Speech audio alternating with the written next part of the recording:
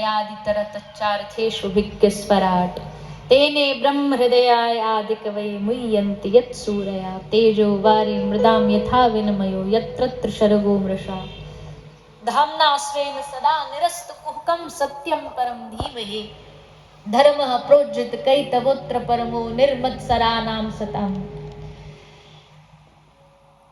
3 श्लोक से मंगलाचरण किया। 3 श्लोक का मतलब है, पहला श्लोक बीज है, दूसरा श्लोक पौधा है और तीसरा श्लोक फल है। निगम कल्प तरोर गलितम फलम।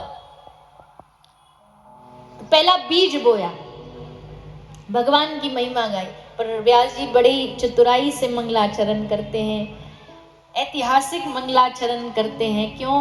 बोले भैया ये कलयुग के लोग बड़े धर्म के नाम पे लड़ेंगे, एक दूसरे का गला काट देंगे धर्म के नाम पे लड़ लड़ के, जातियों के नाम पे, संप्रदायों के नाम पे लड़ लड़ के अपना विनाश कर लेंगे। तो भागवत जी भी मेरी बट ना जाए धर्म के नाम पर। इसलिए श्री व्यास जी ने बड़ी समझदारी से लिखा सत्यम परम धीमहि, कि भैया देखो तुम कोई भी धर्म को मानने वाले हो, हमको फर्क नहीं पड़ता, तुम आ जाओ भागवत जी में। सत्यम परम धीमहि, सत्य को तो मानते हो, चलो तुम कृष्ण को नहीं मानते कोई बात नहीं, राम को नहीं मानते कोई बात नहीं, देवी दुर्गा को नहीं मानते कोई बात नहीं, सत्य को तो मानोगे ना। सत्य को तो कोई झुठला नहीं सकता। इस संसार में जाए चाहे कोई खुद स्वयं झूठा क्यों ना हो, पर वो सामने वाले से क्या आशा करेगा, ये हमसे जो बोले सच बोले। कोई वकील अभी अभी अपने कोर्ट से अपने क्लाइंट को झूठे केस में भले जितवा के आया हो, पर जब घर आएगा तो पत्नी से क्या आशा करेगा, जो भी बोले हमसे, मैं जो भी कहूंगी सच कहूंगी, सच के सिवा कुछ नहीं कहूंगी। सत्य को तो कोई नकार नहीं सकता। इसलिए व्यास जी ने लिखा सत्यम परम धीमहि धर्मः प्रोज्झित कैतवोऽत्र परमो। पहले श्लोक में भगवान और दूसरे श्लोक में भागवत जी की अधिकारी की महिमा और तीसरे श्लोक में भागवत जी की महिमा। निगम कल्प तरोर गलितम फलम। भागवत जी एक ऐसा फल है, मधुरता से भरा हुआ फल है, ना इसमें कोई खटास है, ना कोई सड़ा है, ना गला है, पूरा रस से भरा हुआ है। इसलिए पिबत भागवतम रसमालयम मुहुरहो रसिका भुवि भावुका। भागवत का रस कभी पुराना नहीं होता, इसलिए भागवत को पुराण कहा गया है। पुराण क्या होता है? पुराण का अर्थ ही होता है कि पुरापी नवः इति पुराण, जहां पर कोई भी चीज पुरानी नहीं होती, कोई भी चीज ओल्ड फैशन नहीं होती। भागवत की बातें 5000 साल पहले भी उतनी जीवन में जरूरी थी जितनी आज है, आज से 10,000 साल बाद भी उतनी जरूरी रहेंगी जितनी आज। इसलिए पुराण है, ये कभी पुराना नहीं होता। इस पुराण की महिमा को श्री व्यास जी लिखते हैं। नर नारायण भगवान को प्रणाम किया गया। नारायणं नमस्कृत्यं नरं चैव नरोत्तमं देवीं सरस्वतीं व्यासं ततो जयमुदीरयेत्। नर नारायण भगवान की स्तुति गाई गई। भगवान के 24 अवतारों की कथा लिखी गई। 24 अवतार भगवान के जो हुए हैं, अनेकानेक अवतारों में भगवान कुछ ना कुछ खेल खेलते रहते हैं, लीला करते रहते हैं। अब देखो भैया, एक जो हीरो होता है उसके 1000 प्रकार के रोल होते हैं, 1000 प्रकार के नाम होते हैं। इस फिल्म में जाके ये बन गया, उसमें जाके उसको बहन बना लिया, उसको माँ बना लिया, पर असल परिवार तो उसका कोई और है ना, असलियत तो उसकी जीवन की कुछ और है। वैसे ही हमारे ठाकुर जी भी खेल खेलते रहते हैं, कभी ये बन गए, कभी वो बन गए, पर असल स्वरूप क्या है उनका, भागवत जी में ही लिखा है। एते चांस कला पुंसा कृष्णस्तु भगवान स्वयं इंद्रारी व्याकुलम लोकम मृडयंती युगे युगे। भागवत जी में इसका उत्तर है। जो लोग पूछते हैं ना 24 अवतारों में से हम किसको भगवान माने, बोले ये सब भगवान के टेम्परेरी कुछ समय के लिए भगवान ने अवतार लिए, पर कृष्णस्तु भगवान स्वयं, कृष्ण जो हैं वो जैसे हैं एग्जैक्टली उन्होंने वही अवतार धरती पर कृष्ण का लिया है, कोई फेर बदल नहीं किया। गुण भी वही, नाम भी वही, लीला भी वही। तो कृष्णस्तु भगवान स्वयं। भगवान के 24 अवतार आए। फिर श्री व्यास जी का विषाद दूर किया गया। बद्रीनाथ कौन कौन गया है? बहुत सारे लोग गए। व्यास गुफा गए हो वहां पे? व्यास जी ने उसी बद्रिक आश्रम में बैठ करके बद्री नारायण भगवान के मार्ग में, जब आप बद्रीनाथ जाओगे ना तो अनेक सारे प्रयाग आते हैं। सबसे पहले आएगा देवप्रयाग। देवप्रयाग से आप आगे बढ़ोगे, वहां देवप्रयाग में प्रभु श्री रामचंद्र जी भी विराजमान है। उससे आगे बढ़ोगे तो रुद्रप्रयाग आ जाता है, भगवान शंकर का वहां निवास है। थोड़ा आगे बढ़ोगे तो वहां विष्णु प्रयाग आता है। और बद्रीनाथ से 4-5 मील दूरी एक और प्रयाग है, केशव प्रयाग, जहां गंगा और माता सरस्वती का मिलन हुआ है। वहीं पर श्री वेदव्यास जी विराजमान थे। द्वापर युग की समाप्ति हो रही थी, कलयुग का आरंभ होने वाला था। व्यास जी को अभी से कलयुग दिखने लगा था, कलयुग के दर्शन होने लगे थे, तो भैया ऐसा ऐसा कलयुग में होने वाला है। और तभी श्री व्यास जी का मन उदास हो गया। जब संसारी कोई उदास होता है ना तो वो उस दुख का कारण बाहर खोजता है। जब कोई संसार वाला दुखी होगा तो क्या देखेगा, भाई किसने हमको दुख दिया, बाहर खोजेगा। संत जब दुखी होता है तो वो कारण अपने भीतर खोजते हैं। ऐसा क्या कारण है जो आज मन में हमको ये दुख हुआ, मन में ये इच्छा हुई। तो व्यास जी आंख बंद करके बैठ गए। आज गंगा मैया भी बड़ी शांत बह रही है। क्यों?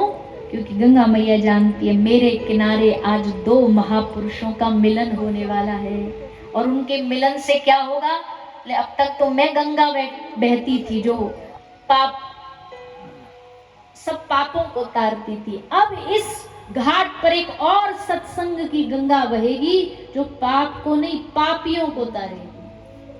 पापियों को पाप से है तारती। तो आज गंगा मैया भी बड़ी शांत बह रही है, बड़ी आनंदित है। नारद जी आए। नारद जी ने व्यास जी से पूछा, व्यास जी आप तो बड़े उदास लग रहे हो, क्या कारण है? उदासी का कारण बताया कि मन शांत नहीं है। तो नारद जी ने कहा, देखो आपने ज्ञान योग समझाया, आपने कर्म योग समझाया, आपने अभी तक भक्ति योग नहीं समझाया, आपने प्रभु का प्रेम नहीं समझाया, आपकी लेखनी में अभी तक आपका दिल पसीजा नहीं, आंख से अश्रु नहीं बहे आपकी लेखनी को पढ़ के, आपकी वाणी को पढ़ के।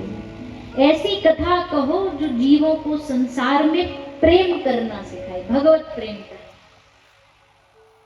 व्यास जी ने कहा, जी हमारे पास तो मटीरियल ही नहीं है कुछ। तो नारद जी ने कहा, लीजिए हम देते हैं। और तब श्री नारद जी ने व्यास जी को 4 श्लोक दिए। देखो ज्ञान 2 प्रकार का होता है, एक होता अवरोह पतागत और एक होता आरोह पतागत। ये जो नारद जी जो दे रहे हैं ना, ये आरोह पतागत है। पहले श्री विष्णु भगवान ने ब्रह्मा जी को दिया, ब्रह्मा जी ने नारद जी को दिया, नारद जी ने श्री व्यास जी को दिया। हमारी गुरु परंपरा में यही होता है, गुरु अपने ज्ञान को शिष्य को देता है, शिष्य अपने शिष्य को देता है। ऐसे करते करते परंपरा आगे बढ़ती। और शिष्य को देने का मतलब क्या है? बस कोई झाड़ फूक मंत्र दे देना नहीं होता है। गुरु जब अपना ज्ञान दे रहा है, अपना प्रेम दे रहा है, स्पर्श दे रहा है अपने शिष्य को, तो इसका मतलब है सारे जीवन का साधन भजन छू करके, स्पर्श करके उसको प्रदान कर देता है। ऐसी गुरु में ताकत होती है, गुरु के चरण रज में वो ताकत होती है। इसलिए भैया गुरु की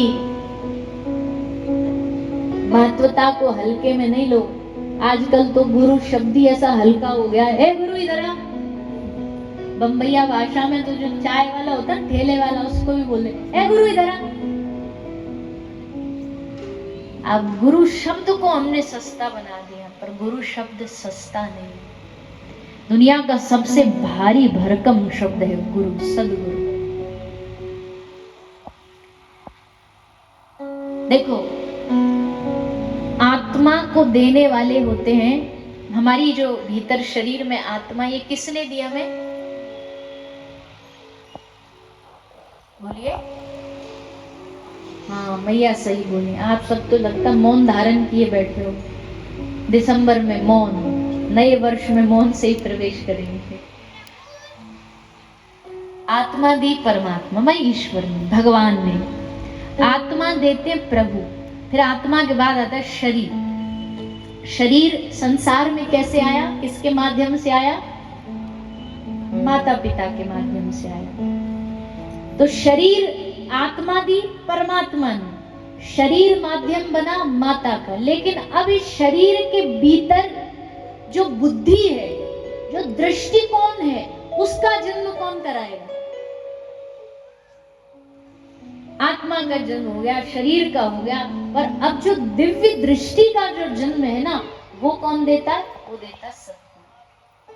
तीसरी बार, तीसरा जो हमें उपहार मिलता है, वो किससे मिलता है? वो गुरु से मिलता है, वो सद्गुरु से प्राप्त होता है। इसलिए एक बड़ी प्यारी कथा आती है, एक दृष्टांत देते, बोले गुरु से कैसे जीवन बदलता है। चतुर्बुद्धदास जी हुए, संत हुए चतुर्बुद्धदास जी। तो वो एक बार कथा कह रहे थे, कथा बोल रहे थे, सब लोग आके कथा सुन रहे थे। तभी हुआ, एक चोर राजमहल से चोरी करके आया। कल आपने सुनी थी ना एक कथा, वैसे ही ये भी एक चोर था, चोरी करके आया। चोरी करके बचने के लिए भीड़ में बैठ गया, गुप्त रूप से छुपना चाहा, बैठ गया। भीड़ में बैठ के अब सोच रहा है चलो बैठ ही गया हूं, जो महाराज कह रहे हैं सुन ले। तो महाराज प्रसंग सुना रहे थे गुरु का, गुरु दीक्षा का। और महाराज जी ने प्रसंग क्या सुनाया? बोले भैया देखो, गुरु दीक्षा लेने के बाद व्यक्ति का नया जन्म हो जाता है। अब वो पुराना शरीर नहीं रहता, अब उसका नया जन्म हो जाता है। गुरु बनाते ही नया जन्म उसे मिल जाता है। अब ये गया, महाराज जी को बोला, महाराज जी हमको आपको गुरु बनाना है, दीक्षा लेनी है। महाराज जी ने इसको पकड़ा और इसको दीक्षा दे दी। दीक्षा दे दी। अब भैया जहां से चोरी करके आया था, चोरों के सिपाहियों ने इसको पकड़ लिया, जैसे तैसे ढूंढ ढांड के पकड़ के इसको राजा के दरबार में ले गए। बोले महाराज हमने चोर पकड़ लिया, बताओ। अब चोर पकड़ा जाएगा तो वो तो यही बोलेगा ना कि हमने जी चोरी नहीं करी, हमने जी चोरी नहीं करी। तो राजा ने पूछा तूने चोरी करी? तो इसके मन में तुरंत एक बात आई, हंस के मुस्कुरा के क्या बोला राजा साहब से। राजा साहब ने पूछा तूने चोरी करी? तो मुस्कुरा के बोला इस जन्म में तो नहीं करी। अब दीक्षा लेके आया था, महाराज जी ने पहले ही कहा था गुरु दीक्षा लेने के बाद नया जन्म होता है। तो बड़ा सीना तान के कह रहा इस जन्म में तो नहीं करी। महाराज जी बोले, राजा बोला अच्छा पक्का? बोले हाँ। तो उस समय क्या करते थे, सत्यता और असत्यता को जानने के लिए एक दीपक जलाते थे, दिया जलाते थे, और दिए में जो जिस व्यक्ति पर संशय उसका हाथ रखवाते थे। बोले अब बोल सच या झूठ। अगर सच बोलेगा तो दिए में हाथ रहेगा तो भी नहीं जलेगा, और झूठ बोलेगा तो हाथ जल जाएगा। तो वही भरोसा देखो इसका, हाथ भी रख दिया दिए के ऊपर। राजा ने पूछा अब भी बता दे चोरी करी कि नहीं करी? तो फिर हंस के बोला इस जन्म में तो नहीं करी। बोले हाथ रख, और हाथ रखा, और गुरु कृपा का भरोसा देखो, विश्वास देखो, जैसे इसने हाथ ऊपर रखा दिए पे, वैसा कि वैसा हाथ वापस आ गया, जला नहीं, आग छू नहीं पाई। गुरु कृपा सचमुच नया जन्म देती है, नया जीवन देती है।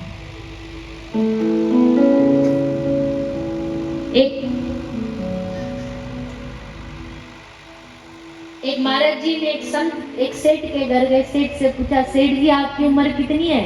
सेठ जी बोले महाराज जी 20 साल। महाराज जी ने देखा 20 साल, बाल सफेद, दाढ़ी सफेद, 80 साल से 1 साल कम नहीं होगी इसकी उम्र। पर महाराज जी चुप रहे। फिर पूछा तेरे बच्चे कितने हैं? बोले महाराज जी मेरे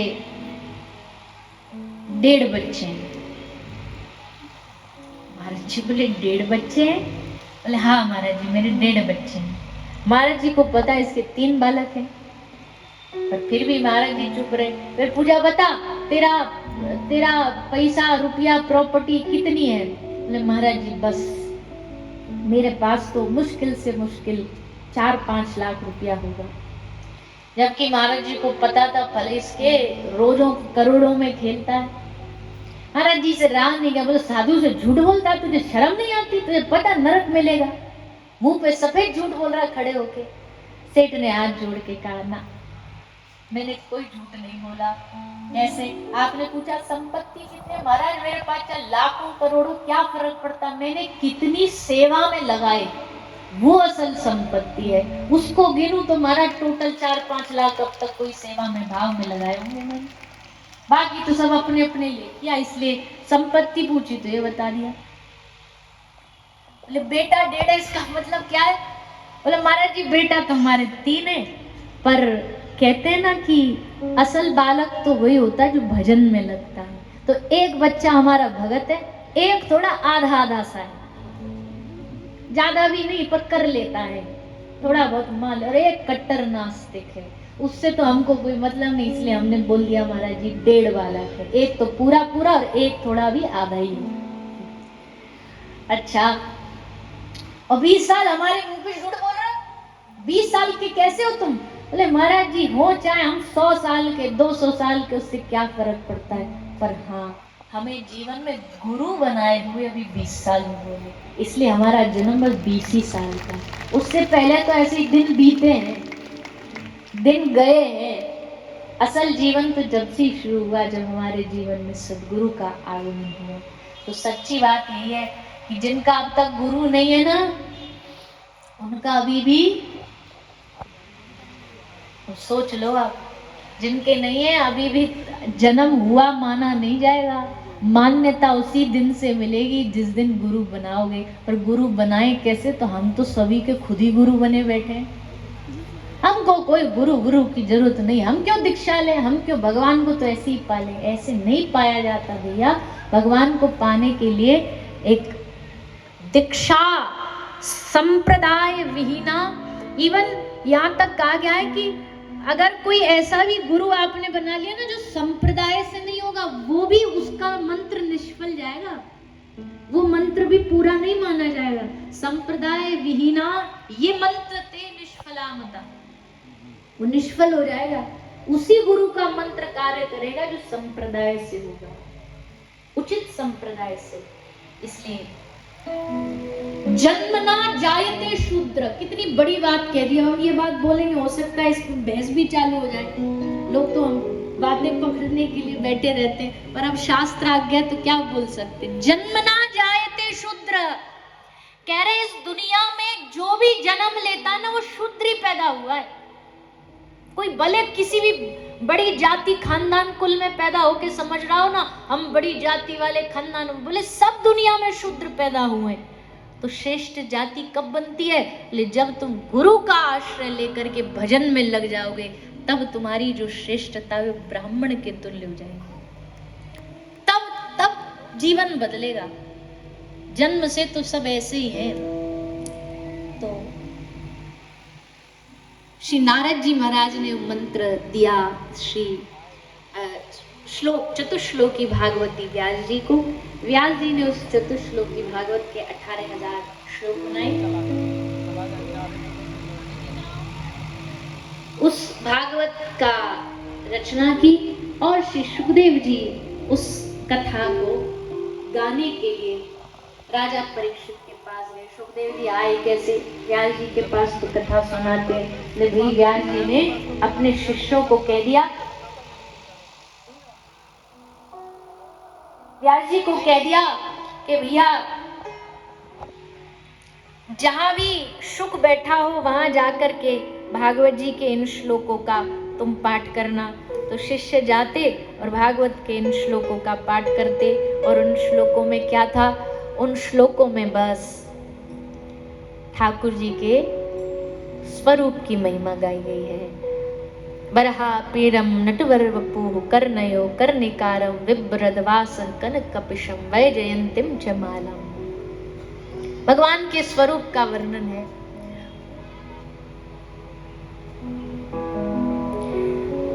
तो सुंदर भगवान के स्वरूप का वर्णन ठाकुर जी ने चित्त चुरा लिया सुखदेव जी का। बोले बहुत हो गया तुम्हारा ये बिंदु का निराकार का ध्यान करते करते, आ जा मेरे पास, अब तो हमारा स्वरूप देख।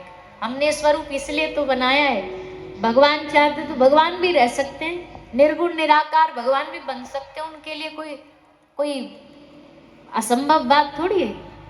पर सगुण उपासना में रस होता है, सगुण उपासना में भगवान का स्वरूप होता है, भगवान का सौंदर्य होता है। उस सौंदर्य पर सुखदेव जी अटक गए, उस सौंदर्य पर श्री सुखदेव जी का मन अटक गया। तो उस स्वरूप की महिमा गाते हैं श्री सुखदेव जी महाराज। हम भी एक छोटा सा भाव गाते हैं, हमने भी बहुत दिन हो गए इसको गाए हुए, पर चलो गाते हैं। एक सखी कह रही है, ठाकुर जी आपका स्वरूप इतना सुंदर है, पता नहीं कब दिल की धड़कने धड़कना बंद हो जाए आपको देख करके, इसलिए नहीं जरा आओ तो संभल के आया करो। ठाकुर जी बोले तो उतारा हूं का तेरे ताई श्रृंगार, तो दिक्कत ना हो तो का श्रृंगार करना छोड़ दो, सुंदर बनना छोड़ दो। गोपी बोली ना ना, सुंदर तो तुम खूब बन जाओ, हम कब मना कर रहे हैं, खूब श्रृंगार कर लो, खूब तुम अपने आभूषण धारण कर लो, पर जब हमारे सामने आया करो ना एक थोड़ी सी ओट कर ले करो। ओट समझते हो ना, ओट कैसे करूंगा मैं? बोले ना पीताम्बर ते ढक ले करो। पीताम्बर नहीं है मेरे ढोरे तो बोले कई गोपी की चूनर लेकर के वाक वो अपने मोढ़े पे डाल ले करो, ताकि तुम हमारे सामने भी हो पर तुम्हें देख करके हमारा हार्ट तो फेल ना आ जाए कम से कम। हमने सुनी है, पता नहीं ये सच है झूठ है, कोई अभी कुछ समय पहले कोई ऐसे इतिहास के कोई अदाकार हुए थे, उन पे कोई रंग बड़ा जचता था, ऐसा बोलते हैं। हम तो शायद उस जमाने में होंगे भी नहीं, पैदा भी नहीं होंगे। बोले वो रंग उन पे बैन हो गया था, ऐसा। अब कितनी सच्चाई हो तो हमको नहीं पता, काला सफेद कुछ ऐसा था। बोले ब्लैक था ना, हाँ काला था, देखो मतलब सच्ची हमारी बात। तो बोले वो निकलते थे वो पहन के, तो भैया कन्याएं ऊपर से गिर जाती हैं और मूर्छित हो जाती, बेहोश हो जाती। अब सोचो, जो संसार का हाड़ मांस का पुतला, उसके स्वरूप पर कोई इतना बावरा हो सकता है, तो जो साक्षात आनंद के सागर हैं, उन ठाकुर जी के स्वरूप को देख करके गोपियों की क्या हालत होती होगी, सोचा कभी? निर्णय नहीं कर पाती गोपी कि इसकी आंख ज्यादा सुंदर है या इनकी मुस्कुराहट ज्यादा सुंदर है, इनकी आंख ज्यादा चित्त को चुराने वाली है या इनकी चेहरे की मुस्कुराहट चित्त को चुराने वाली। इसलिए गोपी कहती है, ओ रे कान्हा तू आना चूनर डाल के रे नजर तोहे लग जाएगी। ओ रे कान्हा तू आना चूनर डाल के रे नजर तोहे लग जाएगी। नजर तोहे लग जाएगी रे, नजर तोहे लग जाएगी। नजर तोहे लग जाएगी रे, नजर तोहे लग जाएगी। भाव से सभी गाइए, ओ रे कान्हा तू आना चूनर